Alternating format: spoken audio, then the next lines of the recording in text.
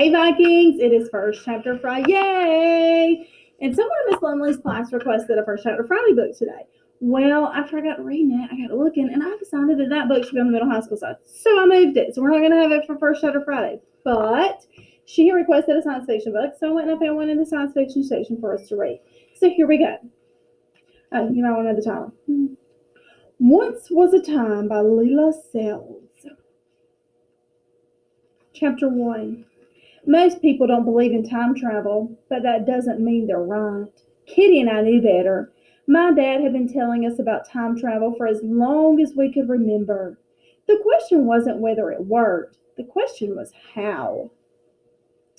Kitty was my best friend. She was exactly 3 months older and exactly 2 inches taller than me. And while my thick, dark hair fell halfway down my back like a curtain, Kitty's was light and blonde and bouncy like an angel's.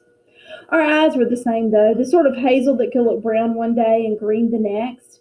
Our eyes were so alike that they proved, we said, that we could have been sisters.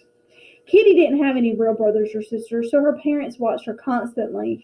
That's why she came to my house whenever she could, so she could get away from them. And that's how she came to know as much about time travel as I did. We were both fascinated by the idea of it. Tell us again, we begged my dad over supper one Wednesday night. Tell us again how it works. You know, this is secret information, Dad warned us. We know, I said. We would never tell anyone, Mr. Bromley, Kitty promised, even if they tortured us. My little brother Thomas looked up from the story paper he was reading under the table, and the word torture had caught his attention. Even if they wouldn't let you sleep for days and days, he asked. Even then, Kitty said. Even if they stick needles in your eyeballs, Thomas asked. I shuddered. This is getting a bit too graphic for dinner time, Dad intervened. Thomas shrugged and returned his attention. Unless conversations was specifically about war, Thomas wasn't interested. So, there are portals, Dad said to me and Kitty, and we both leaned toward him, our Brussels sprouts forgotten on our plate. They open up at random. And they exit only briefly, but if you step through a portal during the few seconds that it's open, you'll be transported through time and space. What do portals look like? Kitty asked, her eyes wide.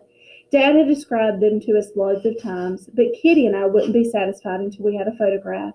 Maybe even not then.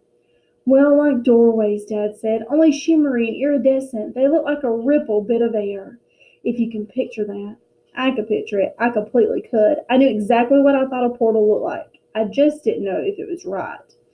You've never actually seen one, though, have you? demanded Justine, my 15-year-old sister. No, Dad acknowledged. The vast majority of people will go their entire lives without ever seeing a portal.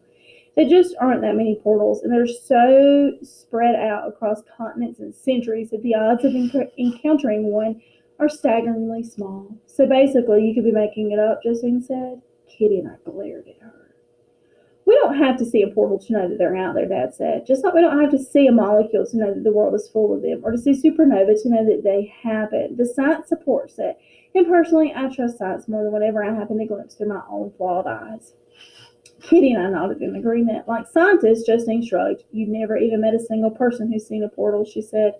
Certainly I have, Dad objected. You know this, Justine. I've told you about a gentleman who once found a portal in his parlor. And where did you believe him?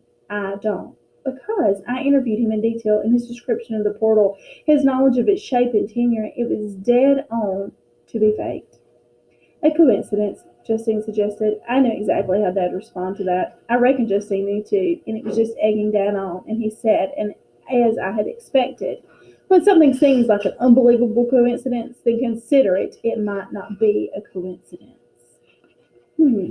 I wonder if time travel is true. I wonder if they will find a portal in the book Once Was a Time. If you enjoyed the first chapter of this book, come check it out. It's in the science fiction section. I hope you guys will come read it. Have a great Friday.